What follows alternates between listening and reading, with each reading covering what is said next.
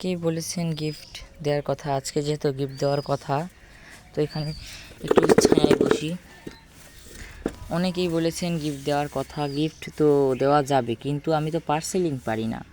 আমি শুধু আশপাশের গ্রাম এবং এই দুপচাচিয়ার ভিতরেই আমি এই পার্সেলগুলো দিতে পারবো। যেরকম দেন, আমাদের আশপাশে যত গ্রাম আছে, আমাদের গ্রামের নাম হচ্ছে পাঁচখুপি। যেই রকম ধরেন ধারসন, চন্দ্রদিঘি, গোবিন্দপুর, শ্রীপুর, শেরপুর, তারপর এরকমই ফুটানীগঞ্জ, এইরকম আশপাশের গ্রামগুলোতে আমি গিফট দিতে পারবো এবং আমার গ্রামের মধ্যেও সবাইকে আমি গিফট দিয়ে থাকি। তো এটা বলার জন্যে এত কিন্তু কারণ সবাই শুধু গাছ পাওয়ার জন্যেই সবাই মনে করেন শুধু সাবস্ক্রাইব করেছে, আমি জানি, কিন্তু সবাইকে তো গাছ দেওয়া যাবে না।